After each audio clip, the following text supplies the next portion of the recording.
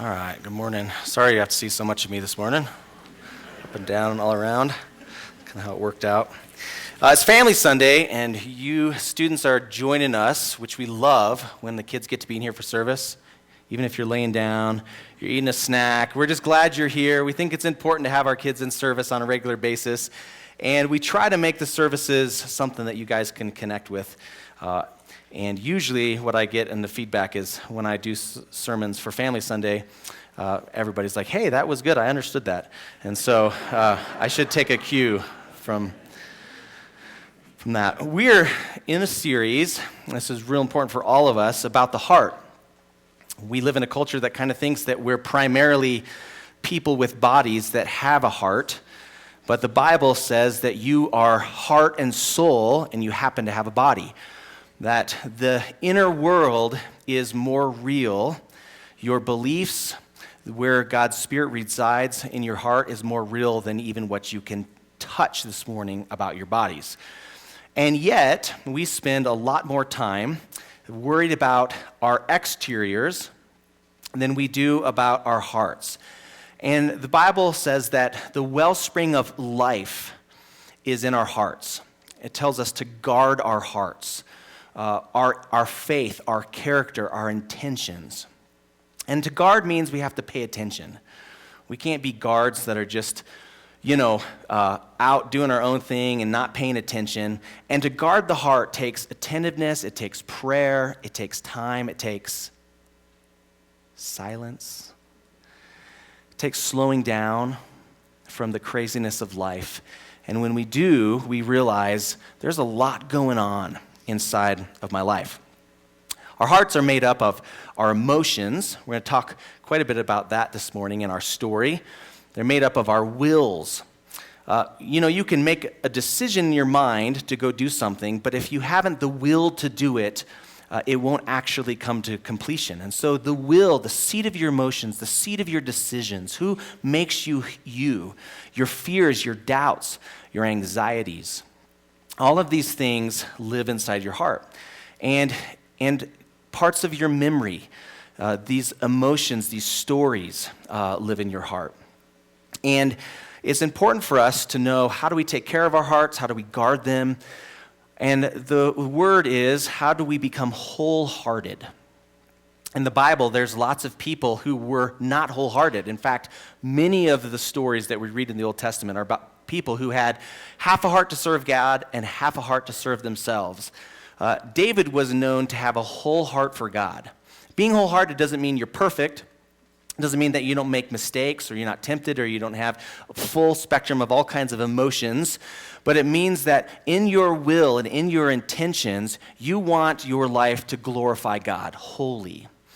And you're willing to let God come in and heal and to bring alignment in the places of your life that don't glorify him. Saul, on the other hand, had half a heart. He had half a heart to serve God, first part of his life, and then no heart to serve God. We'd almost say that his heart was like a third for God's kingdom, and the rest of it was for himself. We have other people that followed kings that have different places in this, but our desire as we follow Christ is to be wholehearted. And to be wholehearted means that we get to experience relationship that God intended in us. So today we're going to talk about this guy who's got a crazy story. And if you don't believe this story, you should read your Bible, because it's like HBO style. We're going to try to make it PG-13 because it's Family Sunday, but it's a crazy story. And it was one of those stories that I grew up hearing about it, but not the whole story. That's what happens in Sunday school. That's why we have Family Sundays, so you hear the rest of the story about all these guys, right? Because this was Sampson. I grew up hearing about Sampson. Sampson had long hair, okay? He had huge muscles. He was, I think, like Thor on the Avengers, but with long hair, okay? That's what I kind of imagine him to be, real low voice, and just, had a lot of power and a lot of strength. God chose to give him a bunch more strength than a normal human being, but it was for a purpose. He had long hair. Even before he was born, God told his parents that he was going to be set apart and he was going to be a judge for the nation of Israel. And a judge was someone who came in and said, okay, here's what's going on that's good in your lives, and here's what's gone away from God, and call people back to himself. And when he was called to be this judge from an early age, his parents were told, you can never cut his hair, all right? And imagine that. He cannot have any alcohol, so never, and even in utero, no alcohol, and he cannot touch anything that's dead, all right? You think, hey, not a bad life. So that was his call, and he was going to use Samson in powerful ways. But early on in Samson's life, Samson kind of had a chip on his shoulder. The chip on his shoulder was this: I just want to be a normal person. I don't want anybody to tell me what to do. He got himself in a lot of trouble because he had a lot of lust in his heart. Lust means that he wanted things that he could not have, that God said, you cannot have this. But he wanted it so bad. And he had lust in his heart. The other thing that Samson had, because God had a call on his life and he had some special things happen to him as a child, he was entitled, okay? And entitled just means you think the whole world revolves around you, and that everybody else owes you something. Have you ever met anybody like this? No elbowing, all right? No elbowing in family Sundays. But entitled, I deserve my breakfast, and it should be out when I get out of bed. My clothes should be washed by my mom. Everything should happen for me exactly when I want it to happen. I walk into the room, and everyone should do what I want them to do. That was this entitlement that he had. And finally, the worst of all, Samson had pride in his heart. Now, Samson knew God had called him, but these things he was not willing to bring before God and say, would you make me whole? All of us have this in our lives. All of us have some sort of coveting or lust. All of us have some sort of an entitlement, and all of us have pride. But when Christ came to earth, he gave us this invitation that instead of letting your own intentions rule your life, you could give your life to me, and I will take your heart, I'll make it whole. He told Nicodemus, you will be born again. And you will not have to serve entitlement. You won't have to serve pride. You won't have to serve lust. When God gives us a whole heart, it doesn't mean that we're not still tempted, but it means the main drive in our lives is the Spirit of God. And for Samson was emotion-driven, not Spirit-led. So whatever he felt like doing, he did. And it was a bad combination because he was really strong. And so nobody could get in his way. And we'll hear about this in the story. Nobody could get in his way. So the first thing that Samson did is he found this woman that he wanted to be married to. And she was on the wrong side of God. She was part of the Philistines, which were the enemies of God. And he kind of said, I don't care what my parents say. I don't care what God says. I'm kind of a stud. I'm pretty good looking. Okay, I got long wavy hair like Fabio. And I think that I can probably get this Philistine girl to marry me. And so he does this. And in the midst of this, he gets himself in a whole lot of trouble. He loses his strength. He goes through a lot of judgment from God. God continues to say, Samson, I have a great plan for your life. And it's better than this Philistine woman. And it's better than this life you think you want. It's better than just being macho.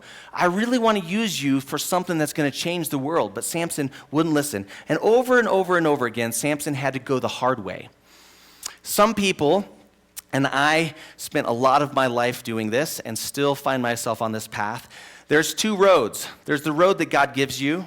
You can trust me. You can obey your parents. You can, respond out of the call that I've given you. And then there's the other way. I'm going to do it my way.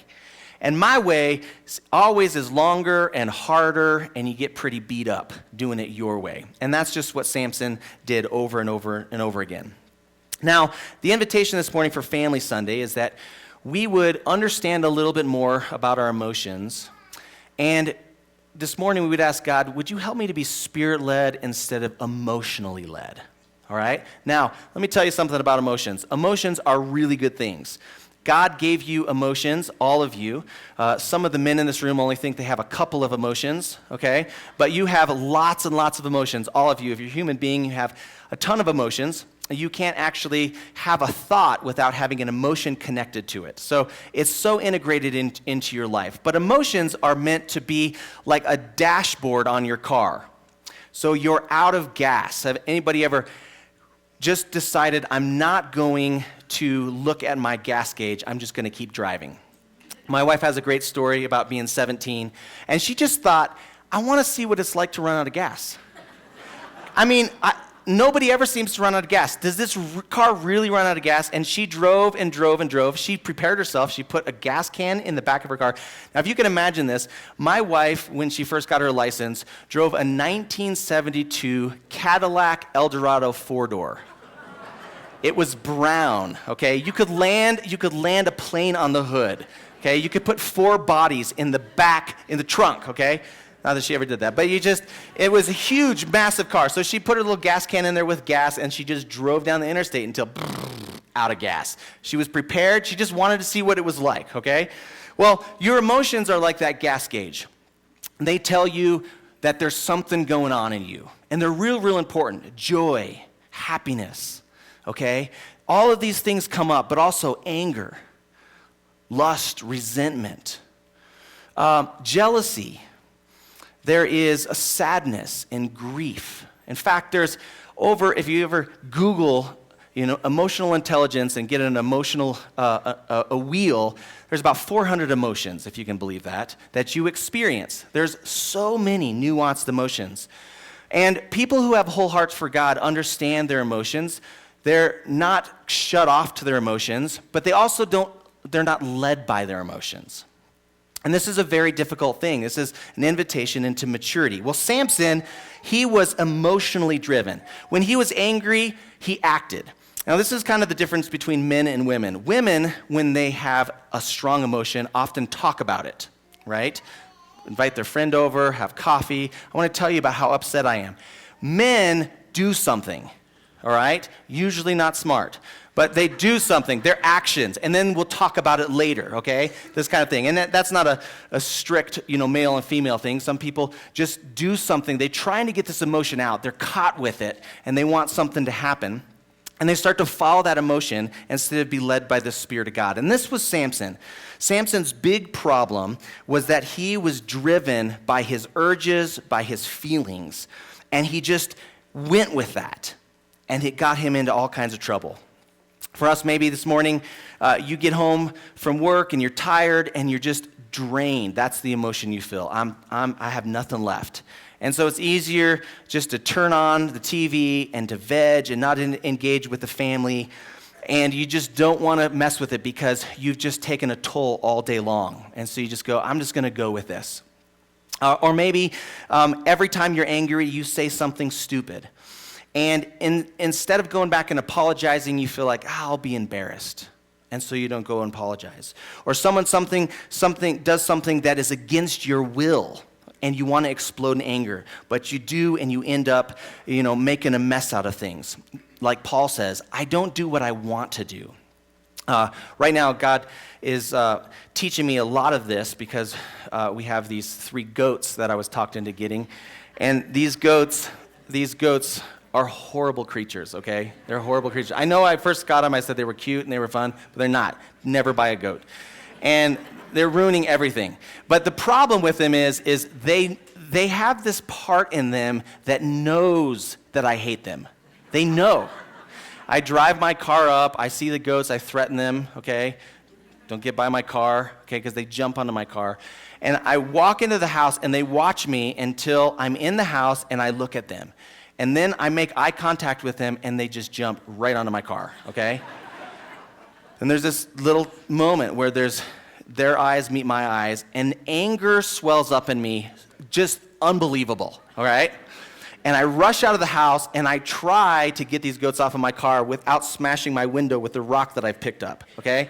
They're quicker than me, all right? So a lot of window work going on in my house. But it's just constant, okay? They just are in my life for this sermon, probably. Are you going to, be led by your emotions, led by anger, or are you going to be led by my Spirit? And I think the Spirit of God, actually in Bible study I was reading this week about how, Abram and God made a covenant and he cut the goat in half and walked through it. You should look it up. It's in there. And I thought, this is the Spirit telling me.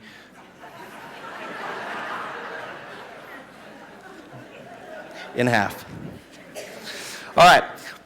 We got to move on. Galatians 5:16-17. So I say, live by the Spirit, and you will not gratify the sinful nature. For the sinful nature desires what is contrary to the Spirit, and the Spirit what is contrary to the sinful nature. They are in conflict with each other, so that you do not do, listen to this, this is really important, you do not do what you want. At the end of this story of Samson, you're going to see his heart, that he truly, there's a part in him, and why God called him, of righteousness, of the greater good of a whole heart. And yet, he let his emotions lead him, and he never got what he wants. That's what happens when we follow our emotions.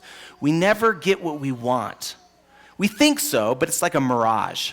If it's lust, we make bad decisions. We try to get what we want. Once we get it, it fades. It's not enough. It doesn't fill that hole in our hearts. And so that's this invitation. So let's catch up with Samson. Samson, big guy, he falls in love with this woman, and when we catch up to this story, he's right about ready to get married, okay? He's just ending what he thinks is going to be his bachelorhood. And there's this great party that they're throwing for this wedding, and he's there with all these Philistines, all the enemies of God. But he's so full of pride, and this is what he decides to do. He decides that he wants to make a bet, okay? He's so full of pride, he wants to show everybody that he really is the strongest. And so he makes this bet, and he says to about 30 of these Philistines, he says, I'm going to give you a riddle.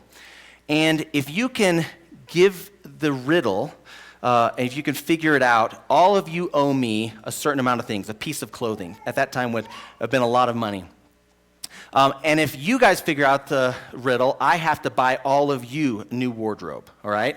Anytime guys do competition, there's got to be a bet, all right? This goes way back. This didn't just start. So there's got to be some money on the table, all right, to make this real.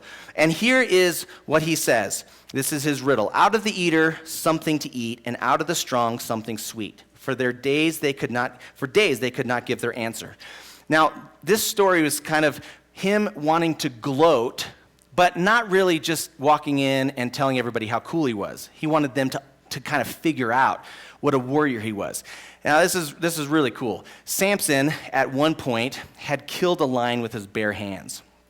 And after he killed the lion with his bare hands, a beehive was started in its carcass, okay? For real, you guys should read the Bible. There's cool stuff in there. But beehive is in there, and he's walking back through after this carcass is kind of laying there, and he says, man, I really want something sweet. And he reaches his hand in, okay? He's so macho that bees don't even pierce his skin. And he gets some honey out of it, and he tastes it, all right? And this, for him, it's like this trophy that he's done. But one of the things that God had told him not to do was what? Touch anything dead. So in the middle of being a macho man, he ignores God again. But this is what he's trying to get these guys to understand about him. So this is the riddle. Well, they can't figure it out, okay? They take the bet. They cannot figure it out. And so they go to his wife.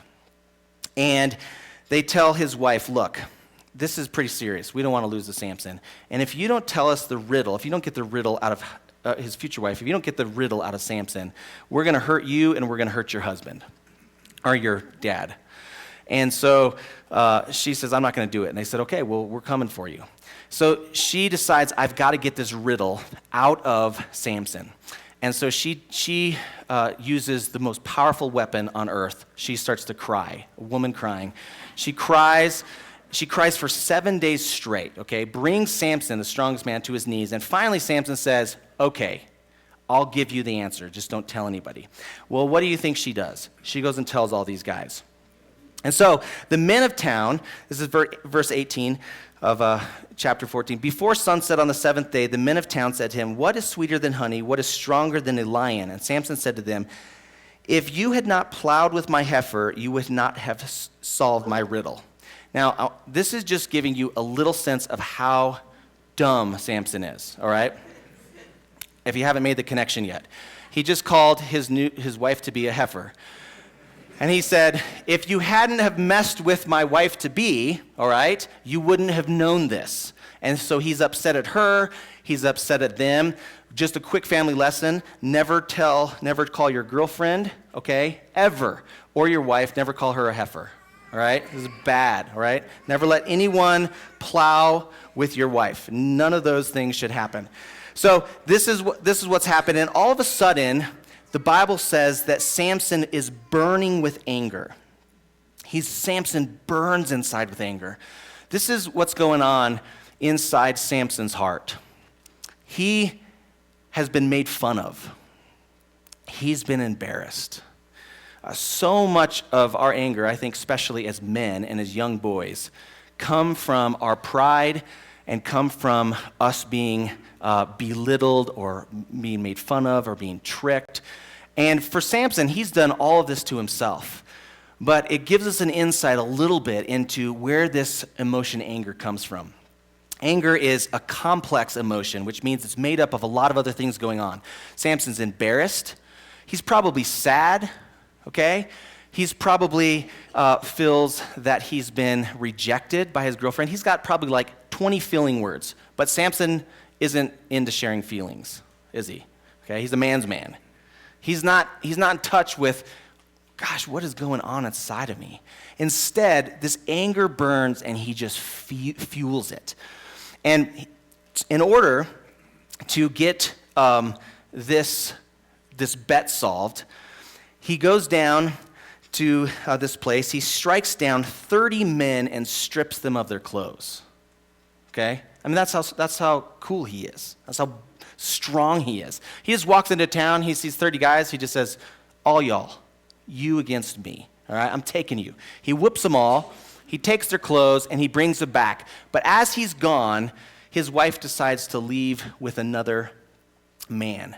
And his life just starts to spiral and spiral and spiral. And somebody that he trusted in this wedding took his wife. So Samson's life just keeps going worse and worse, and more anger. I'm going to use this little acronym that has helped me with my own anger. You know, I think for most of us, we deal with anger, and it gets us into some of the most difficult situations.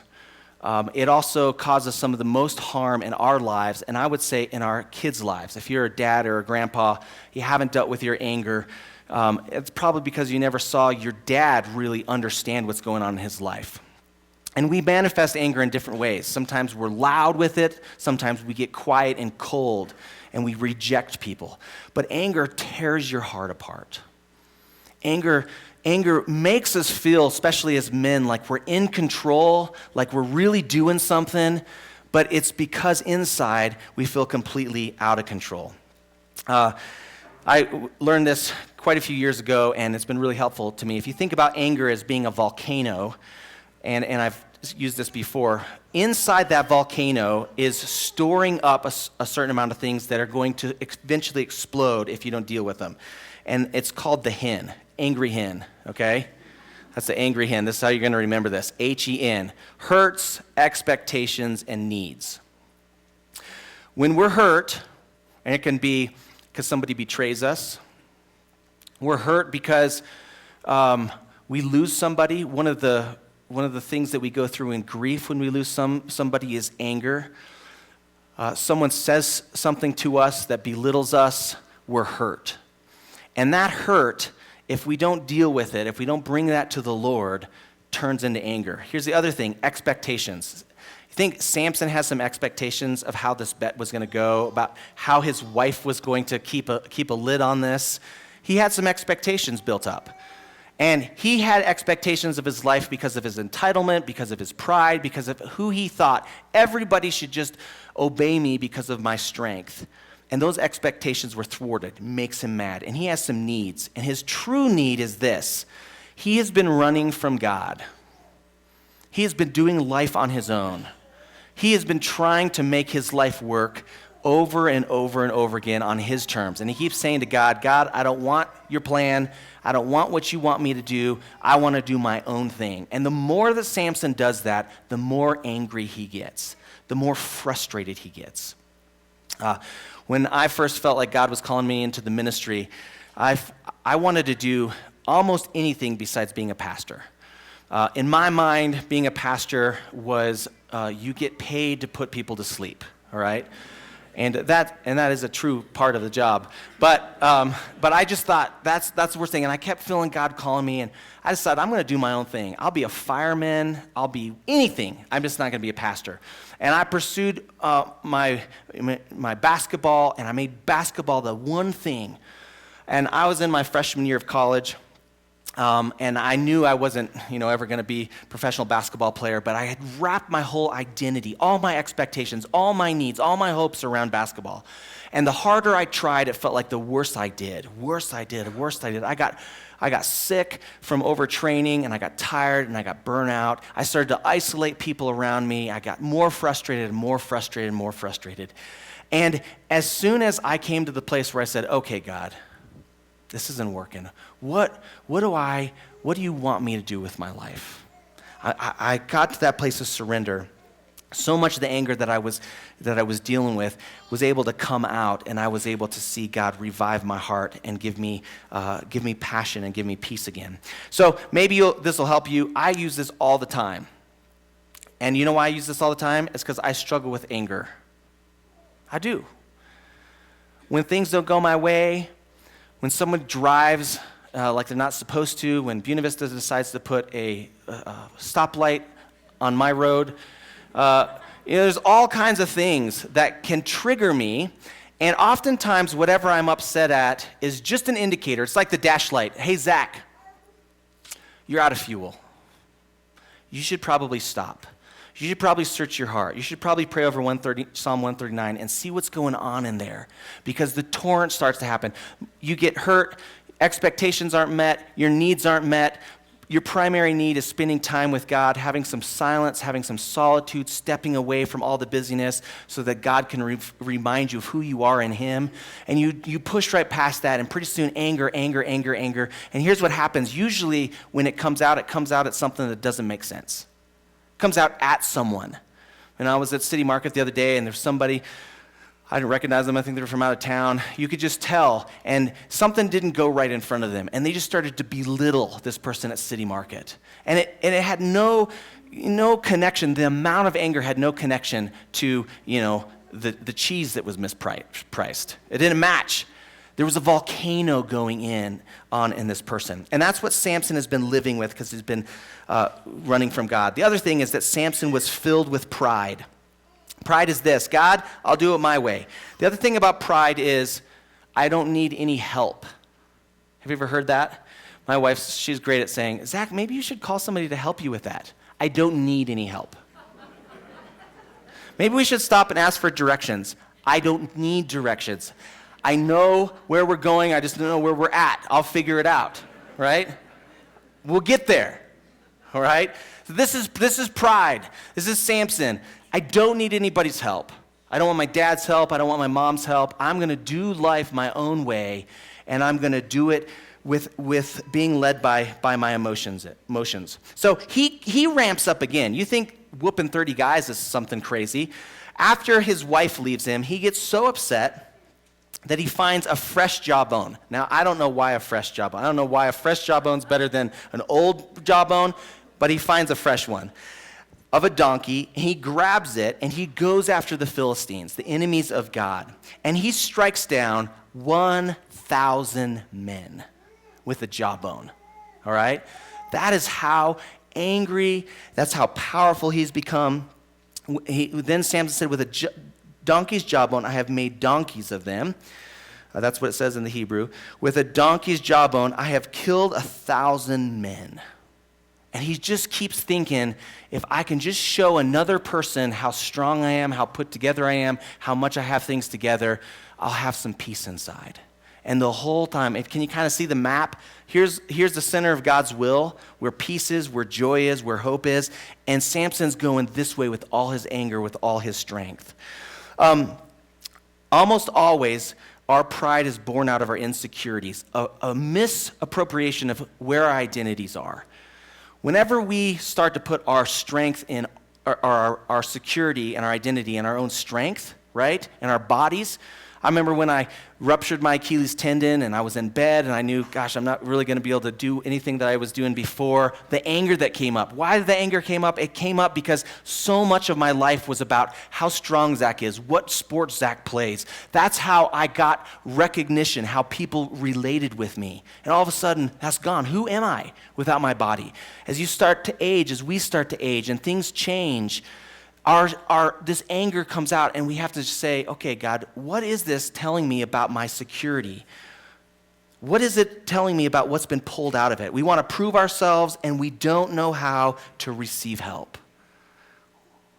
A trusted friend, you know what? My family is a wreck. Man, I'm so angry inside, and I don't even know why. Can you pray for me? Can you walk with me? Can you help me through this? Can you help untangle the mess that I'm in? If you let your needs drive you to God, God will meet your deepest needs. Sampson finally gets to the end of himself. He's whooped about as many guys as he could whoop. He's killed lions. He's done it all, right? He's got all the diplomas of being the tough guy. He's eaten honey out of a lion's belly, okay? I mean, he's at the top.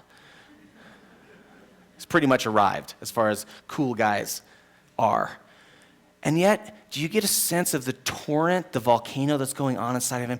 It's like there's nothing that will satisfy him. He's just going and going and going. This goes all the way back to the beginning of Genesis when we decided, God, we'll do it our own way. And God says, you will wander the earth and you will be in turmoil constantly. It's not enough. It's not enough. It's not enough. It's not enough. But there's this invitation, we read it this morning, for all those who are weary and tired, for all those who are burned out on religion, trying to prove yourself to God. Jesus says, come, drink from me. Drink from my power. Jesus is the only man who walked the earth, only human being who was angry and did not sin. You see, anger is not a bad thing, it's an emotion. But how many can say in here that me being led by my anger and me being led by emotions have gotten me into trouble? Raise the hands, buddy. A couple of you guys in here, right? We know this feeling. And Sampson finds himself in a desert. He finds himself completely worn out. And after he's killed these 1,000 men, he knows, man, there's always another one. I've whooped 1,000 Philistines, but I can't whoop 30,000. And now my name's out there. And the only way that I'm going to be protected, the only way that I'm not going to have to always live on the run is to come back to God and to say, not my will, but your will be done. Verse 18, he says, because he was very thirsty, he cried out to the Lord, you have given your servant this great victory.